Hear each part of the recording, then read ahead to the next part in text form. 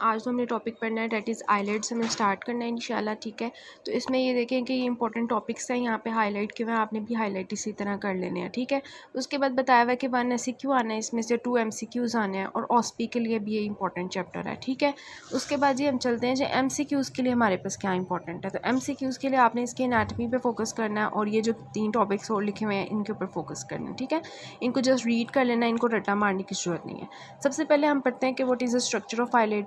तो आईलेट के पास कौन कौन सी स्ट्रक्चर्स होती हैं। सबसे बाहर हमारी स्किन ही होनी होती है, ठीक है। हमारी जो आईलेट होती है उसके सबसे बाहर क्या होती है, स्किन होती है, ठीक है। और ये भी पता होना चाहिए कि हमारी बॉडी की स्किन जो होती है ना बहुत थिक होती है, लेकिन यहाँ पे जो है ना आईलेट की स्किन वो बहुत ही पतली सी होती है, थिन सी होती है, ट्रांसपेरेंट सी स्किन होती है, ठीक है। और इसमें हमारे पास क्या होते हैं, हेयर्स होते हैं, ठीक है, स्पेशियस ग्लैंड्स होते हैं, स्वेट ग्लैंड्स होते हैं, ठीक है। आपको नज़र आ रहे होते हैं ये आईलैशेस आपके हेयर्स हैं, ठीक है। और आपको आईलैशेस तो नज़र आ रही हैं, लेकिन अंदर जो इसके छुपे हुए ग्लैंड्स हैं ना हमारे पास, स्वेट ग्लैंड्स और स्पेशियस ग्लैंड्स, वो आपको नज़र नहीं आ रहे, लेकिन वो भी स्किन के अंदर प्रेजेंट होते हैं, ठीक है। फिर इसके अंदर हमारे पास ना स्किन के नीचे थोड़ा सा कनेक्टिव टिश्यू होता है, ठीक है। कनेक्टिव टिश्यू क्या होता है, किसी भी चीज़ का कोई टिश्यू है, ठीक है, स्किन इज़ अ टिश्यू, ठीक है। तो उसको नीचे वाले स्ट्रक्चर के साथ जोड़ने के लिए क्या होगा, वहाँ पे कनेक्टिव टिश्यू होगा ना। तो यहाँ पे सबक्यूटेनियस कनेक्टिव टिश्यू होता है उसके नीचे, ठीक है, जिसके अंदर कोई फैट नहीं होता, ठीक है। उसके बाद थर्ड लेयर आ जाती है जिधर मसल पड़ा होता है हमारा, ठीक है। इसको हम स्ट्रेटेड मसल कहते हैं, ठीक है, स्ट्रेटेड मसल कहते हैं। और ये होता है ऑर्बिक्युलरिस ओक्यूलाई मसल, ठीक है, ऑर्बिक्युलरिस ओक्यूलाई मसल। उसके बाद क्या होता है, इस मसल के नीचे भी कनेक्टिव टिश्यू होता है, ठीक है, वो होता है सब मस्कुलर कनेक्टिव टिश्यू। उसके बाद क्या होता है, हमारे पास टार्सल प्लेट होती है, ठीक है, टार्सल प्लेट होती है। ये टार्सल प्लेट जो होती है फाइब्रस लेयर के अंदर होती है, ठीक है, टार्सल प्लेट। उसके बाद क्या होता है, एक और हमारे पास जो ना एपिन्यूरोसिस होता है, मसल नहीं होता, एपिन्यूरोसिस होता है। कौन से मसल का, लिवेटर मसल एपिन्यूरोसिस, क्योंकि इसका जो मस्कुलर पार्ट होता है ना, किसी भी मसल का एक मसल होता है और उसका जो अटैचमेंट के लिए एपिन्यूरोसिस होती है। तो यहाँ पे जो मसल है ना, मेन मसल, ठीक है, वो हमारे पास लिवेटर मसल एपिन्यूरोसिस जो है, इसका जो मेन मसल है वो ऑर्बिट के अंदर होता है, ठीक है। और वहाँ से इसकी एपिन्यूरोसिस जो है ना वो आईलिड के अंदर आई होती है, ठीक है। और आके जी हमारे जो टार्सल प्लेट हमने पढ़ी है ना, इसके ऊपर वाली लेयर, ठीक है, उसके अंदर जाके गुस्सा होता है ये, ठीक है, एपिन्यूरोसिस। उसके बाद हमारे पास होता है मुलर्स मसल, ठीक है। अब ये जो है ना ये नॉन स्ट्रेटेड होता है। इससे पहले हमने जो मसल पढ़ा था डैट वाज स्ट्रेटेड मसल, जो ऑर्बिकुलरिस ओक्यूलाई था, ठीक है। ये वाला मुलर्स मसल है, नॉन स्ट्रेटेड है। उसके बाद ही फाइनली हमारी आ जाती है प्यारी सी कंजक्टाइवा, ठीक है, जो पिंक कलर की आपको अंदर नज़र आ रही होती है आईलेट के, ठीक है। तो वो मेम्ब्रेनस लेयर होती है उसकी कंजक्टाइवा की, ठीक है। और ये थिन ट्रांसपेरेंसी हमारे पास मेम्ब्रेन होती है और ये टार्सल प्लेट के साथ जुड़ी होती है।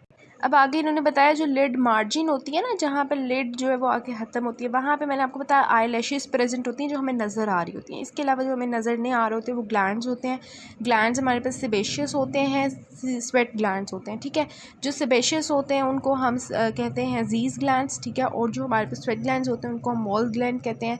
इसे ऐसे याद रखें कि मॉल में जाके हमें बहुत ज़्यादा स्वेट आता है ना, ठीक है, तो Moll are for the sweat, ठीक है। उसके बाद ऑरिफिसेस होते हैं हमारे पास मेबोमियन ग्लैंड्स के, ठीक है। जीज एंड मॉल्स तो वहाँ पे प्रेजेंट हैं आईलिड मार्जिन पे, लेकिन जो मेबोनियन ग्लैंड्स हैं ना वो हम आगे पढ़ेंगे क्या होते हैं, वो टार्सल प्लेट के अंदर होते हैं। तो उसकी जो डक्ट्स होती हैं ना वो आके यहाँ पे आईलिड के मार्जिन पे ओपन होती हैं, ठीक है, मेबोमियन ग्लैंड्स की। तो ये आईलिड मार्जिन पे स्ट्रक्चर्स होते हैं। तो अभी तक हमने आईलिड की एनाटमी पढ़ी, बहुत ही आसान है कि सबसे बाहर स्किन है, उसके नीचे सब कनेक्टिव टिश्यू है, इसके स्किन के नीचे वाला सबक्यूटेनियस कनेक्टिव टिश्यू है, उसके अंदर मसल है।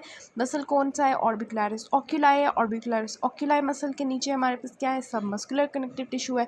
फिर उसके नीचे टार्सल प्लेट है। टार्सल प्लेट जो है उसके नीचे हमारे पास एपिन्यूरोसिस होती है, जो एक्चुअली क्या करती है, उधर टार्सल प्लेट के साथ अटैच होती है। किसकी एपिन्यूरोसिस है, लिवेटर मसल जो हमारे पास उसकी एपिन्यूरोसिस है। उसके बाद क्या है, हमारे पास मुलर्स मसल है, ठीक है। मतलब आपको यहाँ पे 3 तरह के मसल्स नज़र आ रहे हैं। एक ही तो एपिन्यूरोसिस है, बाकी दोनों मसल्स हैं। जो पहला वाला मसल हमने देखा था वो स्ट्रेटेड था, ठीक है, लिवेटर वाला, और सॉरी हमारे पास ऑर्बिकुलरिस ओक्यूलाई वाला। और अब जो अंदर की तरफ आ रहा है डैट इज़ मुलर्स मसल, जो कि नॉन स्ट्रेटेड है। और उसके बाद हमारे पास सबसे अंदर प्यारी सी हमारी कंजक्टाइवा होती है, ठीक है, मेम्ब्रेनस लेयर उसकी होती है। और ये हमारी बन जाती है आईलिड की एनाटमी, ठीक है। अंदर से बाहर तक भी देख सकते हैं, बाहर से अंदर तक भी देख सकते हैं। तो बाहर स्किन है, आउटर मोस्ट स्किन है, और सबसे इनर मोस्ट हमारी कंजक्टाइवा, और उसके दरमियान में हमारी सारी लेयर्स प्यारी सी कनेक्टिव टिश्यू और मसल लेयर्स जो एक्चुअली ये अरेंज होती हैं, ठीक है। उसके बाद आपको बताया हुआ है what are the glands of the eyelids, ठीक है। तो स्किन के अंदर जो ग्लैंड्स होते हैं that is sebaceous and sweat glands, जो मैंने आपको बताया। उसके बाद टार्सल प्लेट के अंदर मेबोमियन ग्लैंड्स होते हैं, ठीक है, मेबोमियन ग्लैंड्स होते हैं। उसके बाद लिड मार्जिन के ऊपर हमारे पास glands of Gs and moles होते हैं, ठीक है। ग्लैंड्स ऑफ मोल जो होते हैं वो स्वेट ग्लैंड्स होते हैं, मैंने आपको बताया, ठीक है। और हमारे पास जो ग्लैंड्स ऑफ होते हैं जीज, ठीक है, वो क्या होते हैं, सेबेशियस होते हैं, मॉडिफाइड सेबेशियस ग्लैंड्स होते हैं।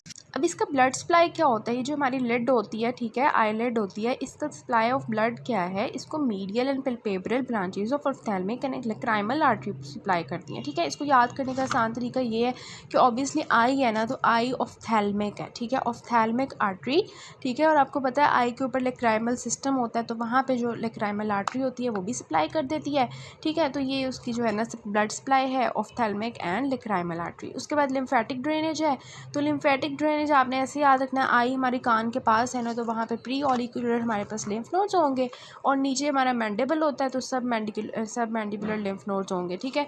तो कौन कौन से हैं, सब मैंडिबुलर लिम्फ नोड्स हैं और प्री ऑरिकुलर लिम्फ नोड्स हैं, ये सप्लाई कर देते हैं हमारी प्यारी सी आईलिड को।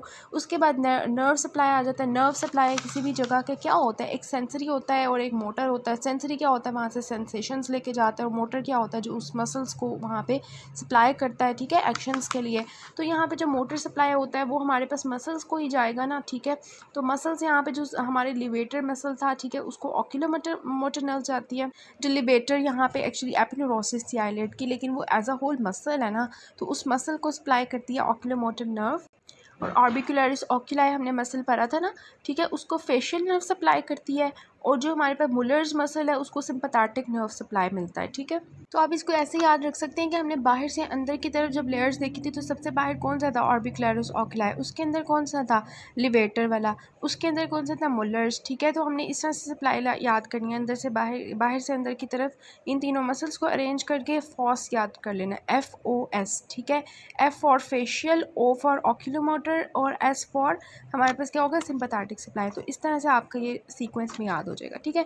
उसके बाद सेंसरी सप्लाई इसको कौन सी मिलती है। अब सेंसरी सप्लाई में ना हमारी दो तरह की होती हैं, एक अपर आईलिड की अपनी सप्लाई होती है सेंसरी, और लोअर आईलिड की अपनी सप्लाई होती है।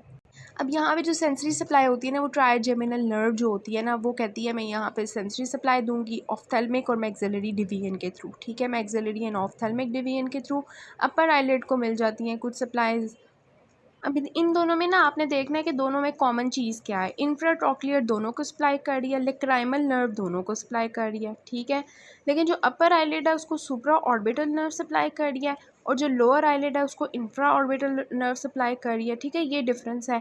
और जो अपर आईलिड है वो क्योंकि सुपीरियर है, तो वहाँ पे हमारे पास दो तरह की सुपीरियर आ जाती हैं, एक सुप्राट्रॉक्लियर भी होती है और सुप्रा ऑर्बिटल भी होती है, ठीक है। तो ये हमारे पास है कि कॉमन इनमें इंफ्राट्रॉक्लियर लैक्राइमल है, ठीक है, और अपर वाली को सुप्राट्रॉक्लियर भी होती है और सुप्रा ऑर्बिटल भी होती है, और लोअर को हमारे पास इंफ्रा ऑर्बिटल होती है, ठीक है, और इंफ्राट्रॉक्लियर होती है। उसके बाद फंक्शंस इसके आ जाते हैं कि ऑब्वियसली मैकेनिकल प्रोटेक्शन प्रोवाइड करेगा। आईलिड्स क्यों रखी हुई हैं, अगर आईलिड ही ना होती बेचारी तो अंदर से आँख डायरेक्ट कांटेक्ट में बाहर चीज़ों के साथ होगी, तो प्रोटेक्शन नहीं होगी। टेयर फिल्म मेंटेन करती है ये, ठीक है। और डिस्ट्रीब्यूशन ऑफ टेयर्स, जैसे हम अपनी आइज़ मूव करते हैं तो हमारे जो भी आंसू होते हैं वो सारी आइज़ फैल जाते हैं, ठीक है। और हमारे पास जो है ड्राइंग ऑफ टीयर फिल्म को भी प्रिवेंट करती है, ठीक है, कि टीयर फिल्म जो है वो ड्राई ना हो जाए, ठीक है। ये पूरा जो है ना टॉपिक ये टीयर्स वाला ये लैक्राइमल में पढ़ेंगे इंशाल्लाह।